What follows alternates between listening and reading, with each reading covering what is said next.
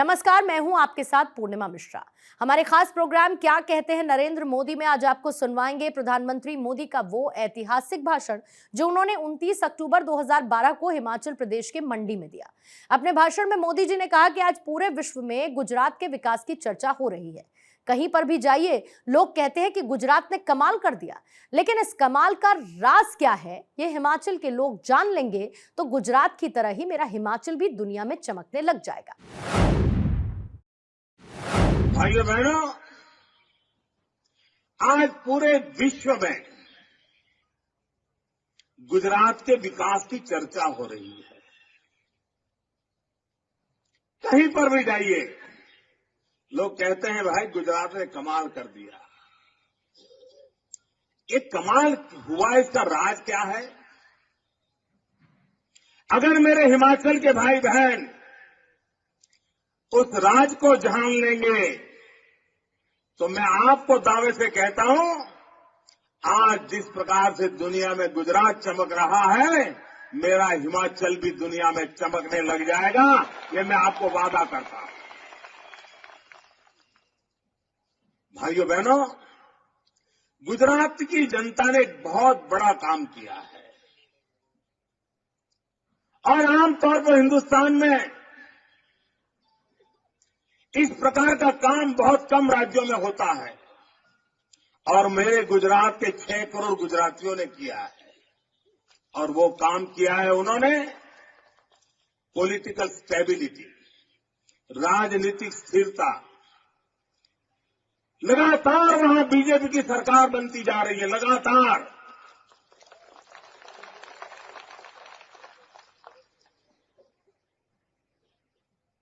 और पॉलिटिकल स्थिरता के कारण, राजनीतिक स्थिरता के कारण एक पॉलिटिकल पार्टी की जवाबदेही भी बन जाती है। जब 5 साल में आती जाती रहती है सरकारें तो कोई जवाबदेही बनती नहीं है। आज मेरा गुजरात 3-3 बार मुझे चुनाव पर बिठाया है तो लोग मुझे पूछ सकते हैं, मोदी जी बताओ इसका क्या हुआ, उसका क्या हुआ। लेकिन अगर 5 साल में आए गए तो फिर पूछने के लिए जगह ही नहीं रहती है।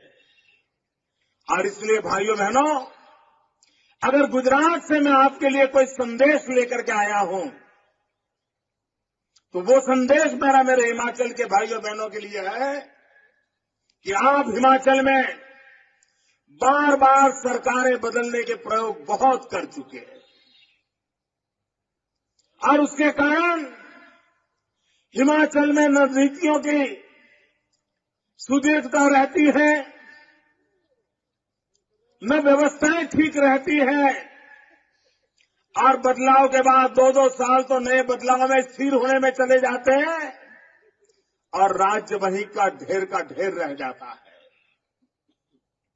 भाइयों बहनों, मैं हिमाचल से प्रार्थना करने आया हूं, इस देवभूमि से मैं प्रार्थना करने आया हूं, इस पवित्र धरती के पवित्र नागरिकों से प्रार्थना करने आया हूं कि आप भी गुजरात के नागरिकों की तरह राजनीतिक स्थिरता पर ध्यान केंद्रित करें। भाजपा की सरकार को दोबारा चुनिए, जूवल जी को दोबारा चुनिए और मैं आपको वादा करता हूं 5 साल के बाद मेरे से हिसाब मांगना।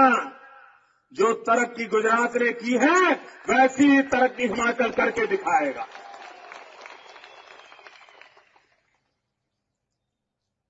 अभी कल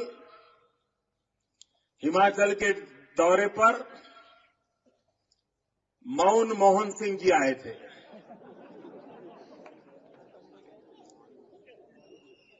और आज की सबसे बड़ी खबर यही है अखबारों में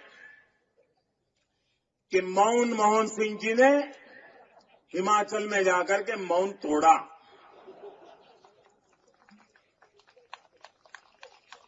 यह भी एक बड़ी खबर है।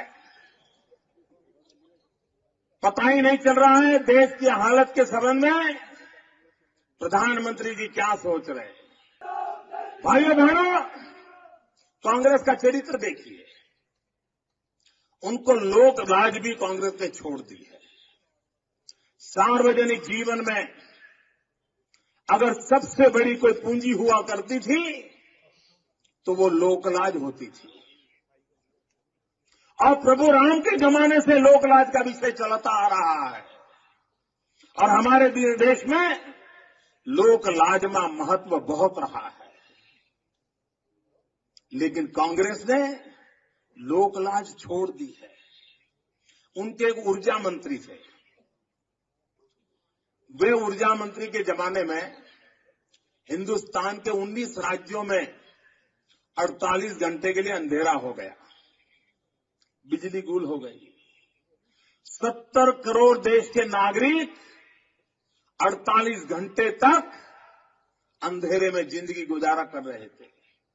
ऑपरेशन थिएटर में किसी का आधा ऑपरेशन हुआ है, बिजली चली गई, ऑपरेशन अटक गया। लोग ट्रेन में सफर कर रहे थे, बिजली चली गई, ट्रेन बीच रात अटक गई। सारे विश्व में 21वीं सदी, हिंदुस्तान की सदी की जहां चर्चा होती थी, पूरे विश्व के अखबारों ने लिखा कि ये कैसा देश है कि 21वीं सदी के पहले दशक के बाद भी लोगों को बिजली मुहैया नहीं कर पा रहा है। आधे आधे पेज के लेख लिखे गए और आखिर में एक पैराग्राफ आता था, और वो पैराग्राफ ये आता था कि एक तरफ पूरा हिंदुस्तान अंधेरे में डूबा हुआ था, एक अकेला गुजरात ऐसा था जहां बिजली जगमगा रही थी। लेकिन भाइयों बहनों, मेरा विषय दूसरा है। जिस मंत्री के रहते हुए हिंदुस्तान अंधेरे में डूब गया, जिस मंत्री के रहते हुए हिंदुस्तान को दुनिया में नाले से झेलनी पड़ी, उस मंत्री को उसी रात विदाई कर देने की जरूरत थी। लेकिन ये दिल्ली की कांग्रेस की चरित्र देखिए, उनका कल्चर देखिए, लाज शर्म के बिना किस प्रकार से व्यवहार किया जाता है, लोक लाज की परवाह न करना, ये उनके जो तौर तरीके हैं देखिए। उन्होंने उसी मंत्री को एक ही हफ्ते में प्रमोशन दे दिया, देश का गृह मंत्री बनाया। अगर आप विफल हैं, गुनाह करते हैं, गलत करते हो, तो कांग्रेस में प्रमोशन मिलता है। अभी एक उनके दूसरे मंत्री श्रीमान सलमान खुर्शीद जी, खुर्शीद जी है कि खुर्शी जी है मालूम नहीं, उन्होंने उन पर बड़े गंभीर आरोप लगे। अपंग लोगों के पैसे हटलाने का आरोप लगे। कोई इंक्वायरी नहीं हुई, कोई जानकारी नहीं आई, कुछ नहीं हुआ। उनको इस्तीफा लेना चाहिए था। देश के दिल में एक आग जलक रही थी, और लेकिन किया क्या? कल उनका प्रमोशन कर दिया। आप गुनाह करो, प्रमोशन पाओ। आप बेईमानी करो, प्रमोशन पाओ। यही कांग्रेस के तौर तरीके हैं। कांग्रेस के एक मंत्री थे, पार्लियामेंट में पहले वो मिनिस्टर हुआ करते थे। उन पर आरोप लगे पैसों की धांधली के, क्रिकेट के ढीकने फलाने। उन्होंने संसद में उठ करके खड़े होकर के कहा था कि जिस महिला ने मेरे खाते में 50, जिस महिला के खाते में 50 करोड़ जमा हुए हैं, वो 50 करोड़ रुपए से मेरा कोई लेना देना नहीं है। संसद में कहा था। और महीने भर के अंदर अंदर उनकी शादी की पत्रिकाएं सब दूर घूमने लगी। भाइयों बहनों, बता दीजिए कि इस देश में कभी किसी ने 50 करोड़ की गर्लफ्रेंड देखी है? 50 करोड़ की गर्लफ्रेंड ये गरीब देश में। और उस समय इतना माहौल खराब हो गया कि उनसे इस्तीफा ले लिया गया। अभी भी उन मामले वैसे ही वैसे लटके हुए हैं। कल भी उनको फिर से एक बार मंत्री बना करके बाइज्जत बरी कर दिया गया। कांग्रेस का ये कल्चर देखिए। भाइयों बहनों, आपके हिमाचल के साथ क्या हुआ? केंद्र एक मंत्री, हाईकोर्ट ने उनके खिलाफ आवाज उठाई, और कांग्रेस को लगा वो जब न्यायालय ने आवाज उठाई है तो वीरभद्र सिंह जी का इस्तीफा ले लिया गया। इस्तीफा लेकर के इस आयु में उनको कहते कि भाई ठीक है, बहुत हो गया। लेकिन क्या किया, वहां से इस्तीफा लिया और यहां पूरा हिमाचल उनके हवाले कर दिया। भाइयों बहनों, ये उनके तौर तरीके हैं, उनके तौर तरीके हैं। मैं हैरान हूं भाइयों, कांग्रेस किस कल्चर को देश में प्रवाहित करना चाहती है और ऐसी कांग्रेस पार्टी को इस देश को क्यों झेलना चाहिए। इतना ही नहीं भाइयों बहनों, अभी एक स्टील कंपनी से इनकम टैक्स की रेड हुई, तो उसमें नोट में पाया गया वीबीएस। इनकम टैक्स में वीबीएस के नाम पर इतने रुपये। खोज पड़ताल हुई, आप जानते हो वीबीएस कौन है। भाइयों बहनों, कांग्रेस वालों ने कह दिया ये वीबीएस वीरभद्र सिंह नहीं है, ये तो वीरभ्रष्ट सिंह है। ये वीरभद्र सिंह नहीं है, ये तो वीरभ्रष्ट सिंह है। ये कोई वीबीएस और होगा, हमारे वीरभद्र सिंह नहीं हो सकते। भाइयों बहनों, हिमाचल के अंदर उतने पर कितने आरोप लग रहे हैं, लेकिन कांग्रेस को कोई परवाह नहीं है। भाइयों बहनों, इक्का दुक्का किसी ने भ्रष्टाचार किया हो तो ये देश उसको ठीक करने की ताकत रखता है। लेकिन सर्वोच्च स्थान पर जब भ्रष्टाचार शिष्टाचार बन जाए, भ्रष्टाचार के प्रति लापरवाही बरती जाए, भ्रष्टाचार के प्रति अनदेखी करने का स्वभाव बन जाए, तो वो देश बहुत गहरे संकट में जाकर के गिरता है। भाइयों बहनों, कांग्रेस से डरने की इसलिए जरूरत है।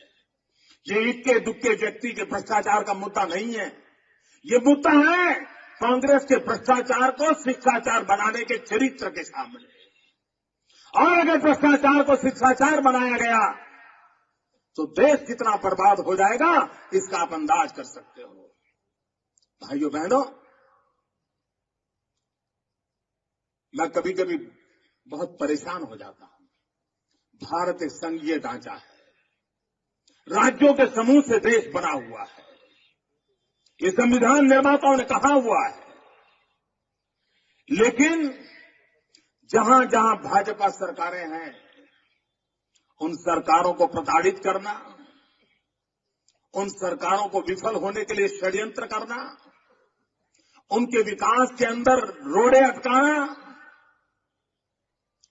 ये दिल्ली सरकार का स्वभाव बन गया है। मेरे पत्रकार मित्रों से मैं कहूंगा कि समय की मांग है कि वर्तमान कांग्रेस के चरित्र का एनालिसिस करने की जरूरत है, एक नए दृष्टिकोण से चर्चा करने की जरूरत है। जिस जमाने में कांग्रेस का झंडा चारों ओर फहरता था, पंचायत से लेकर के पार्लियामेंट सब अधूर शासन करती थी, और कहीं कोई राज्य अगर उभर करके आता था और विरोधी दल की सरकार बनती थी, तो इस देश में 2 दशक ऐसे गए। 2 दशक तक, ये बहुत बहुत गंभीर सवाल मैं उठा रहा हूं आज इस मंडी की सभा में, 2 दशक तक